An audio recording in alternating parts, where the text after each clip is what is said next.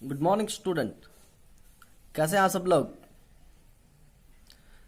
So student, without wasting time अपने कल वाले टॉपिक पे आते हैं। जो कल हमने पढ़ा था डिफ्यूजन के बारे में। डिफ्यूजन में हमने पढ़ा था the movement of different particle among each other so that they become mix uniformly is called diffusion. और आज हम पढ़ रहे हैं कि जो डिफ्यूजन प्रोसेस थी उससे कौन से ऐसे दो कंक्लूजन मिलते हैं, किसके बारे में? नेचर ऑफ मैटर के बारे में। तो पहले कल जो क्वेश्चन पूछा था, अब इस टॉपिक को स्टार्ट करने से पहले आप सभी से इस चैनल को लाइक कर दीजिए और इस चैनल को सब्सक्राइब कर दीजिए और अपने दोस्तों को भी शेयर कर दीजिए ताकि वो भी इसका बेनिफिट उठा ले। कल एक क्वेश्चन पूछा था आपसे कि जो टेस्ट है और जो स्मेल है, ये दोनों चीजें मैटर में आएगी या नॉन मैटर में आएगी? तो बता दूं आपको मैं, ये दोनों की दोनों चीजें आती हैं किसमें? Non matter. अब इसका रीजन क्या है वो देखो। देखो, टेस्ट और स्मेल जो होते हैं वो they are not occupying space, वो स्पेस ऑक्यूपाई नहीं करते। और दूसरी खास बात, they are not having mass, इनमें मास भी नहीं होता। तो टेस्ट और स्मेल जो है, ये जो सेंस है, ये नॉन मैटर में आते हैं, ये मैटर का पार्ट नहीं है। तो यही क्वेश्चन था। अब अपने पढ़ते हैं the process of diffusion gives us two conclusion about the nature of matter, यानी मैटर की कौन कौन सी दो नेचर पता चली अपने को डिफ्यूजन से। मोस्ट इंपॉर्टेंट थिंग है इस चैप्टर की। तो पहली हमें पता चली कि matter is made up of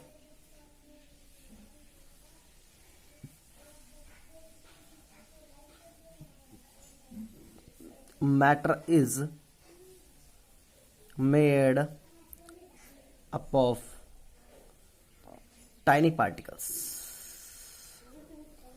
यानी कि जो मैटर है वो छोटे छोटे पार्टिकल्स से मिलकर बना हुआ है। क्योंकि हम जो एविडेंस दे रहे थे वो ये बता रहे थे कि ये मैटर जो है वो पार्टिकल से मिलकर बना हुआ है, ठीक है। तो यहां से शो होगा कि ये टाइनी पार्टिकल से मिलकर बना हुआ है। सेकंड थिंग, सेकंड नेचर पता चलती है मैटर की, क्या कौन सी है? कि that the particles of matter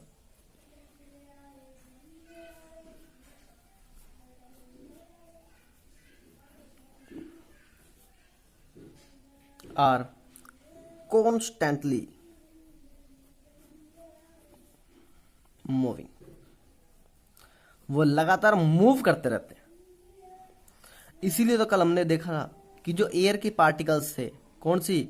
जो ब्रोमीन गैस के पार्टिकल यानी ब्रोमीन वेपर के जो पार्टिकल थे वो कॉन्स्टेंटली कंटिन्यूसली मूव होते गए और क्या हो गया? मिक्स हो गए थे। तो दो नेचर पता चली हमें किससे? डिफ्यूजन प्रोसेस से। एक कि matter is made up of tiny particles, और सेकंड तो कौन सी थी? कि मैटर के जो पार्टिकल्स है वो कॉन्स्टेंटली यानी कि एक फिक्स स्पीड से मूव करते रहते, लगातार मूव करते रहते। अब थर्ड था एविडेंस के बारे में। थर्ड पार्ट क्या था एविडेंस के बारे में? उससे पढ़ने से पहले अपने कुछ चीजें देख लेते हैं। अच्छा, एक प्लांट में फ्लावर देखा है। फ्लावर के अगर मैं स्ट्रक्चर बना के देखूं तो सबसे पहले फ्लावर ऐसे होता है। इस फ्लावर के बीच वाले पार्ट पे ऐसी एक शेप लगी होती है, जो आपने 8th क्लास में चैप्टर पढ़ा था उसमें, रिप्रोडक्शन इन फ्लावर में। उसके साइड में ऐसी स्ट्रक्चर लगी होती है।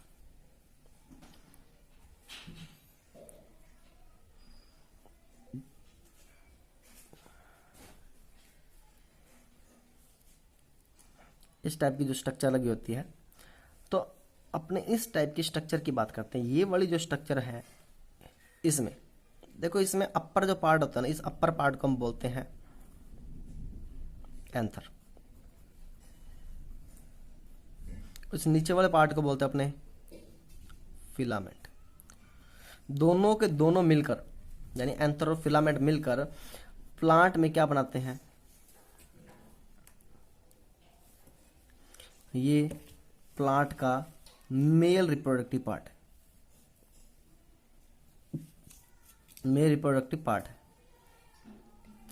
इस मेल रिप्रोडक्टिव पार्ट में जो एंथर है, इसके अंदर एक छोटे छोटे पाउडर टाइप की लिक्विड, पाउडर टाइप का माइक्रोस्कोपिक पार्टिकल होता है जिसको हम बोलते हैं pollen.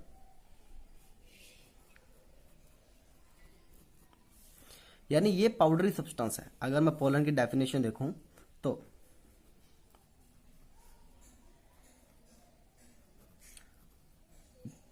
Powdery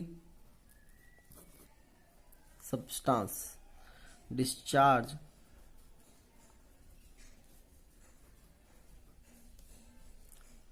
from the male part of flower.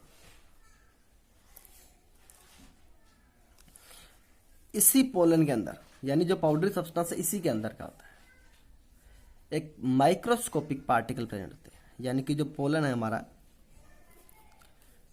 Contains, यानी इसके अंदर कुछ होते हैं माइक्रोस्कोपिक पार्टिकल्स।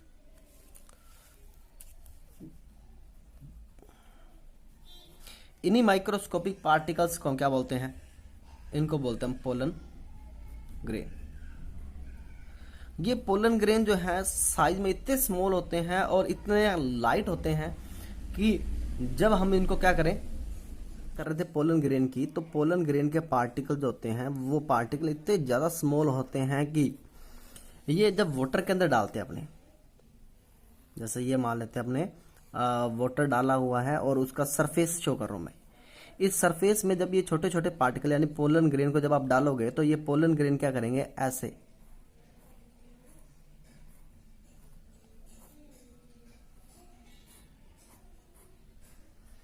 रैंडमली मूव करेंगे। इस रैंडम मूवमेंट को, यानी कि ये एक तरह की जिगजैग मोशन है। जो जिगजैग मोशन होती है, ओके, इस जिगजैग मोशन को एक साइंटिस्ट जिसका नाम था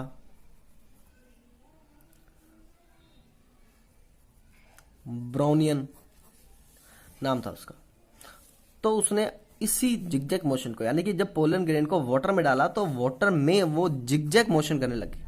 इस जिगजैग मोशन को एक ब्राउनियन नाम का साइंटिस्ट था, उसने इसी मोशन को नाम दे दिया, क्या चीज, ब्राउनियन मोशन।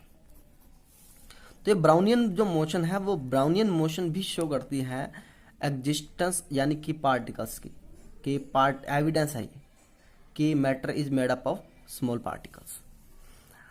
अब देखते हैं कि ब्राउनियन मोशन की डेफिनेशन। देखो ब्राउनियन मोशन की अलग अलग जगह पे अलग अलग डेफिनेशन, तो सिंपल सी डेफिनेशन ये है कि जिगजैग मोशन या random motion of small particles is known as Brownian motion. Okay, अब ये जो हमने बात की थी पोलन ग्रेन जो थे, पोलन ग्रेन ने जो ब्राउनियन मोशन की, इन्हीं ब्राउनियन मोशन से दो कंक्लूजन निकल के आए। कौन कौन सी कंक्लूजन थी? ये भी कंक्लूजन किसकी थी? ये कंक्लूजन यानी कि टू कंक्लूजन किसके बारे में? About the nature of matter के बारे में। ये दो कंक्लूजन किसने दी थी? ये ब्राउनियन मोशन भी शो करती है। पहले कंक्लूजन क्या निकली इससे कि that matter is made up of tiny particles. अरे ये तो वही होगी कंक्लूजन जो अभी हमने डिफ्यूजन से फाइंड की थी। हाँ, डिफ्यूजन भी वही कंक्लूजन शो करती है जो ब्राउनियन मोशन शो करती है। Second that the particles of matter are constantly moving। यानी ये पार्टिकल भी कॉन्स्टेंटली मूव करते हैं। तो ये देखो कंटिन्यूसली ये मूव कर रहे थे पार्टिकल, इसीलिए जिगजैग मोशन क्रिएट होगी। तो दो चीजें यानी दो कंक्लूजन इससे भी मिली, किससे? ब्राउनियन मोशन से हमें दो कंक्लूजन मिली। एक तो मिली कि matter is made up of tiny particles, और सेकंड थिंग्स कि particles of matter are constantly moving.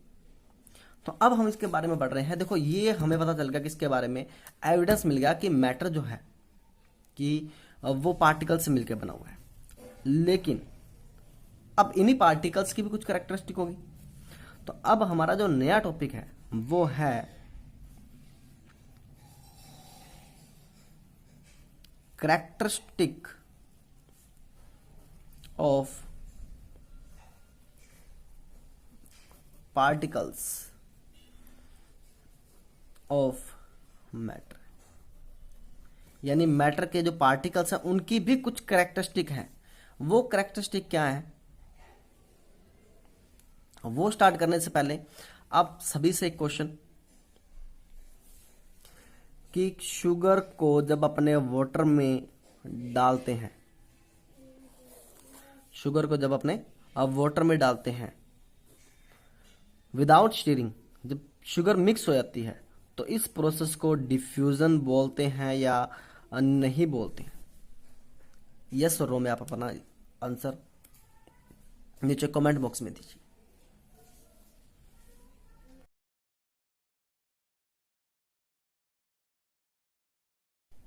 तो अपना टॉपिक था characteristic of particles of matter. तो आज हम पढ़ रहे हैं इसमें characteristic of particles of matter के बारे में। तो देखो सबसे पहले कैरेक्टरिस्टिक क्या आती है? पहली कैरेक्टरिस्टिक आती है the particle of matter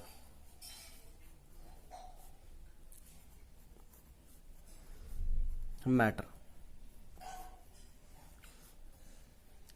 are very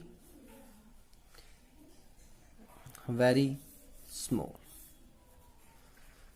main point ये है हमारा वेरी वेरी स्मॉल, यानी कि पार्टिकल्स ऑफ मैटर इतने छोटे होते हैं कि इनविजिबल होते हैं, हमें दिखते नहीं है। लेकिन फिर भी हम एक एक्सपेरिमेंटली इसको प्रूव करेंगे। सेकेंड कैरेक्टरिस्टिक जो है मैटर की वो है the particles of matter, the particles of matter have space between them, यानी इनके बीच में इनमें स्पेस भी होता है। थर्ड कैरेक्टरिस्टिक है अपनी the particles of matter, the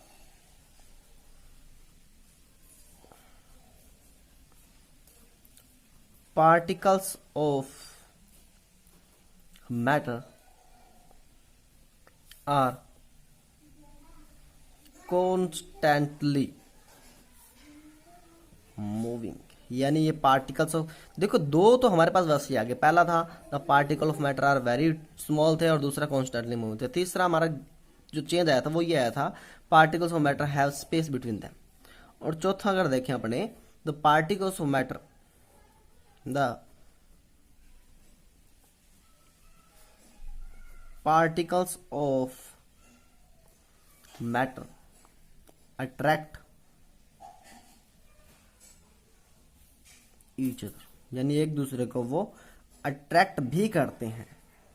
तो ये 4 पॉइंट हैं जो हमारे इस 9th क्लास का सबसे इंपॉर्टेंट चैप्टर है। उसके सबसे इंपॉर्टेंट क्वेश्चन अगर आता है तो वो ये आता है कि कैरेक्टरिस्टिक ऑफ पार्टिकल्स। तो एक बार फिर देख लेते हैं अपने characteristic of particles of matter के बारे में। The particles of matter are very very small.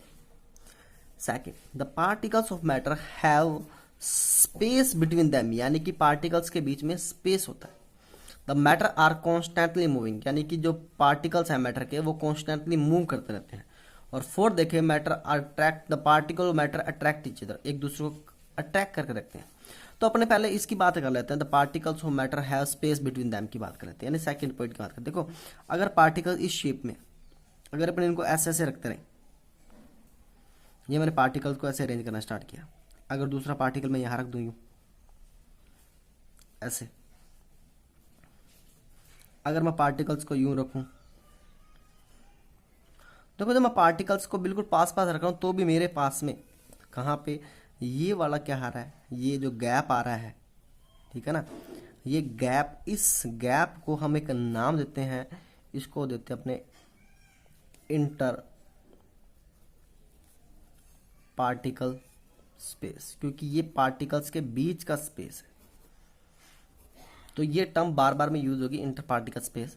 तो ये इंटर पार्टिकल स्पेस बता रहा हूँ आपको कि ये पार्टिकल्स के बीच का जो स्पेस है, वो स्पेस ही क्या होता है, इंटर पार्टिकल स्पेस होता है। आपको ये कैसा लगा, इसके लिए आप अपने कमेंट बॉक्स में ज़रूर लिखें, जिससे हम अपने आप को इम्प्रूव करते रहें और आपके लिए अच्छे अच्छे वीडियो बनाते रहें। और इस चैप्टर को आगे देखने के लिए चैनल को सब्सक्राइब करना ना भूलें और बेल आइकन का बटन दबाना ना भूलें, जिससे आपको नोटिफिकेशन टाइम टू टाइम मिलता रहे और हम आपके अच्छे मार्क्स लाने में हेल्प कर सकें। Bye bye guys, thank you, have a nice day.